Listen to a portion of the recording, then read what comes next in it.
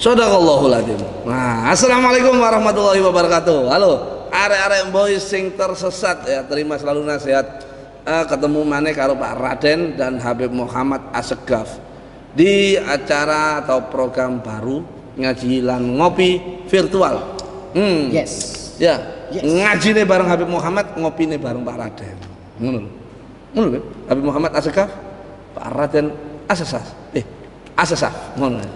Nah, ini tema kali ini adalah gibah, Beb. Gibah. Apa gitu? Gibah itu ngerasani apa nyinyir, lambe turang, lambe suwek, apa soak. Jadi soak. Iki omong belajar kitab kuning bahwa ono gibah lho. Iki tilawati. Aja dibongkar lah. Wong-wong iki karo nek iki tilawati. Tilawati jilid 1 sampai 6. Wis ngono lah, pura-pura ngono lah. Ora bojoke. Jadi iki mau tak waca teko kitab iki mau. Jadi Endi? Sing iki lho. Tasa, sasa, sabah. Jadi ngono-ngono gibah. Goin ambek bak. Gibah ngono. Ya Allah, bismillah. Pada intinya yang gibah ini ada yang gibah antar teman, gibah teman, terus gibah tetangga. Misal tetangga ini susah seneng digibah. Oh, wong iku mari rabi ngene. Oh, wong iku uripe gak soro ternyata gak nyambut gawe. Jadi apa yang diperbuat tetangga itu digibah. Sebenarnya orang seperti ini tuh iri atau seperti apa sih? Kalau menurut sampean atau hukum gibah sendiri itu apa? Hukum menggibah haram. Karena sudah nas dari Al-Qur'an ya. Allah Ta'ala mengatakan dalam Al-Qur'an, apakah kalian suka memakan daging saudara kalian? Dan maknanya seperti itu. Sumanto. Siapa maksudnya? Orang yang membicarakan orang lain di belakangnya. Makanya dinamakan ghibah. Ghibah itu Pak Raden diambil dari kata ghaba. Artinya gak ada. Jadi yang dibicarakan tidak ada di tempat. Ini sekarang kita berdua nih ya. Kita bicarakan fulan misalnya. Nah, berarti kita sedang menggibah. Kenapa? Gak ada. Yang dibicarakan itu tidak ada di tempat. Kalau gibah sama curhat, Beb? Bisa. Itu sama atau beda? Oh, beda lah. Beda, curhat. Beda. Kalau curhat kan menceritakan permasalahannya. Nah, iya masalahnya sama seperti kemarin Pak Raden kan bertengkar sama istri, cerita sama saya. Kapan aku? Itu curhat. Iya. Tapi misalnya nih, Beb, waduh, saya ini sama si Bowo iki pelit ngene ngono, Beb. Jadi ada beberapa ghibah yang diperbolehkan. Jadi gak selalu ghibah itu haram. Oh gitu. Ada yang ghibah boleh. Ada. Contohnya seperti apa ini? Contoh saat teraniaya. Ketika teraniaya. Kamu didolimi nih. Saya polisi. Oh. Ya kan? Otomatis Pak itu orang itu boleh, orang itu jahat, saya dipukul ya. Itu kan membicarakan orang yang gak ada di tempat. Itu laporannya. Salah satunya. Nah, contoh lagi nih, misalnya ini kemarin ada yang DM saya, Pak Raden, tolong tanyakan di Habibmu bahwa misal saya ngerasani mertua sama istri nih. Menggibah mertua. Jadi misalnya ibunya. Anggaplah Pak Raden lah. Alah. Oh. Ma, apa Mi? Ngono nyeluk aku nang Umi ambek Abi loh. Gak percaya. Saya Pak Raden manggil istri apa? Umi. Lho kandhane kok. Bojoku nyeluk aku Abi.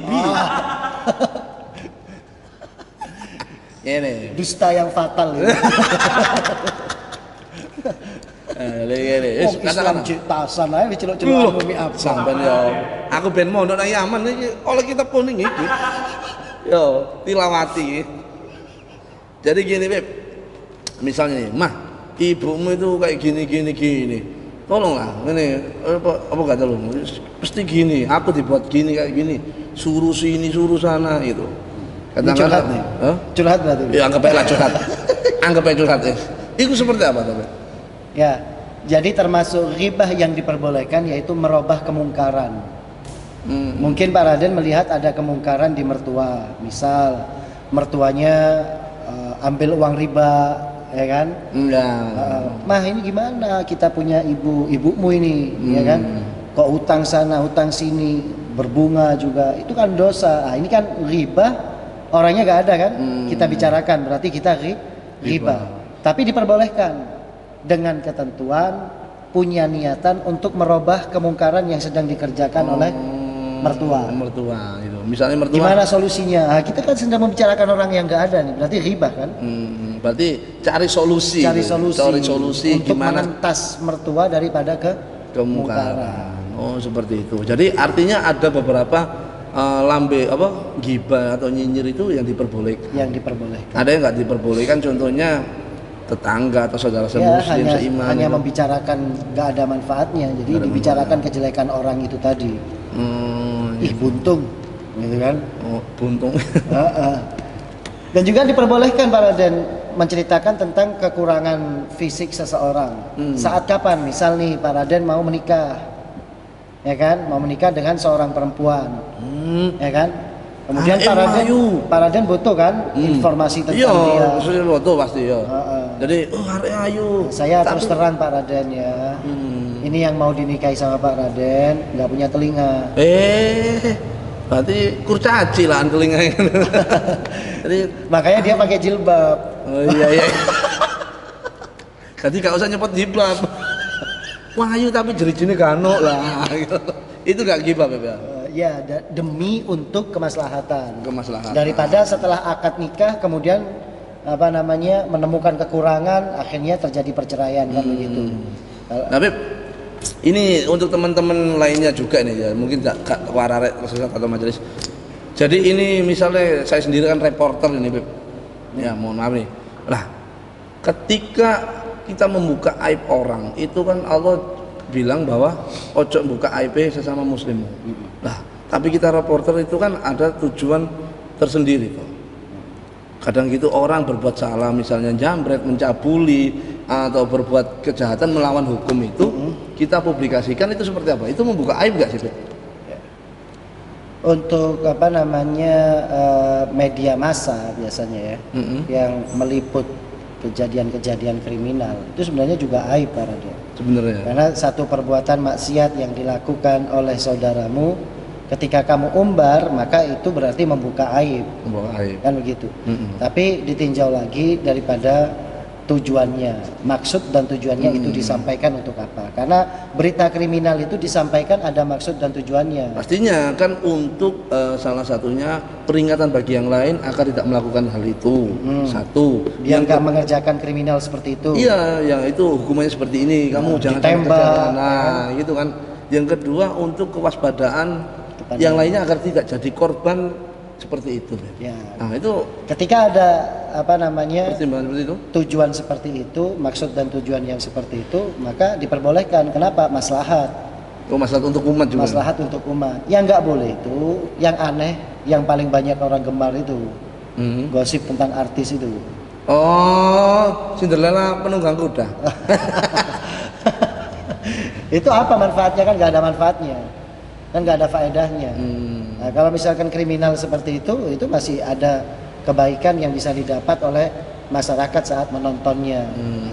Acara-acara di TV diberitakan tentang kriminalisme. Kalau misalkan melakukan seperti ini, kakimu bakal dilumpuhkan. Kalau kamu melawan, kamu bakal dibunuh, ya kan? Dan kamu digambarkan juga kan biasanya di sana, nih korban, ya kan? Seperti ini keadaannya, keluarganya menangis, meninggalkan istrinya, meninggalkan anaknya. Sehingga apa? Kejadian seperti ini ketika diekspos, masyarakat akan berpikir, yang akan berbuat kriminal dia akan berpikir, kenapa? Akan ada yang menjadi korban. Bahkan korbannya gak sampai kepada yang sedang ditarget saja, tapi kepada istrinya, keluarganya, orang tuanya. Sehingga yang akan berbuat kriminal mikir dua kali. Tujuannya itu. Kemudian bisa juga jadi antisipasi buat yang lainnya, biar gak malam-malam keluar. Nah, itu ya kan dia keluar menjaga kewaspadaan diri Iya, karena gitu. sudah diupload, sudah diekspos kalau malam hari rawan kriminal. Maka jangan keluar malam kecuali indal amni, ketika sedang merasa dirinya itu aman, misal bergelombol, banyak orang, kemudian keamanannya terjamin. Gitulah Islam mengajarkan seperti itu. Oke. Beb, artinya membuka aib yang diperbolehkan seperti itu. Seperti itu. Oh, yang tidak perbolehkan. Nah, contoh satu lagi nih, Beb. Ada artis yang viral kapan hari itu kan tunggang apa? Ya itulah. Ya situlah, Beb, video-video itulah, video shoot itu yang 19 detik itu loh, Beb. Lah, itu ketika media massa seperti teman-teman wartawan mengangkat berita itu. Nah, itu kan juga untuk agar masyarakat itu tidak sembarangan dalam memvideo adegan-adegan syur seperti itu, Beb. Ya boleh, tapi jangan ditampakkan gambarnya pakai inisial. Harusnya seperti itu. Itu yang lebih berdosa kan yang nyebarin toh. Iya. Karena membuka aib. Iya. Itu kan. Harusnya dengan inisial, gambar yang samarkan, sehingga tidak ada pengaruh psikologis terhadap orang yang berbuat kriminal itu tadi, gitu loh. Dan kadang juga aneh Pak Raden. Di akhir zaman ini orang berbuat maksiat itu kadang bangga. Dia zina, Diabadikan. dia zina, disorting, dia Akhirnya- expose sendiri, ya kan? Viral. Seolah-olah seperti ada kebanggaan sendiri, gak ada malunya, gitu loh. Ini termasuk ciri-cirinya akhir zaman seperti itu. Orang sudah gak punya malu terhadap kehormatan yang dia punya di dalam dirinya, gitu loh. Iya. Jadi, Padahal kalau sampai saya yakin kejadian seperti itu kalau benar terjadi pasti akan ada korban yang lainnya juga. Seperti siapa? Dia punya putri, anaknya, keluarganya, ya kan? Itu juga menjadi korban. Iya. Artinya menanggung aib juga. Iya. Jadi teman-teman mendingan awakmu ojo aneh-aneh, berita itu jangan dibuat acuan untuk melakukan apa? Berita iku apa sing mbok waca, mendingan digawe motivasi diri, Beb, agar tidak melakukan hal itu atau menjadi korban.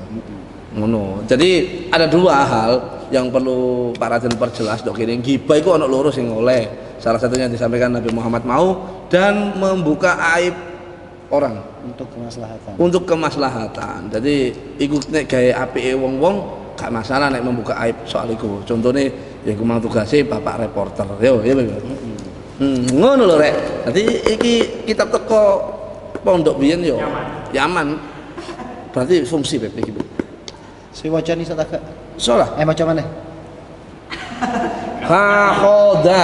Macam mana? Macam mana apa? Ya nek salah kan diduduk HP. Wis Beb. Katakan Bib. Katakan. Ya wis, iku mau semoga bermanfaat. Jadi lereni ghibah, lereni lambe nyinyir, lereni lambe tura, lereni lambe domblemu ya. Jadi introspeksi diri lah. Gak usah ngomong sing aneh, tetap joko hati, joko pikiran, terus joko apa meneh, Beb? Lambe. Joko lambe, joko lisan, joko salatmu, joko sholawatan. Aku mantul sholat soalnya. Ya, aja kali share video ini, like, komentar apa yang ingin kalian tanyakan. Nanti insya Allah di episode selanjutnya kita akan jawab pertanyaan dari kalian. Mana Beb? Insyaallah. Insyaallah. Terima kasih, Australia. Bahagia. Wabillahil taufik wal hidayah. Wassalamualaikum warahmatullahi wabarakatuh. Aku benar. Lancar. Gak keliru ya. Gak. Nah, dadah. Wabillahil taufik.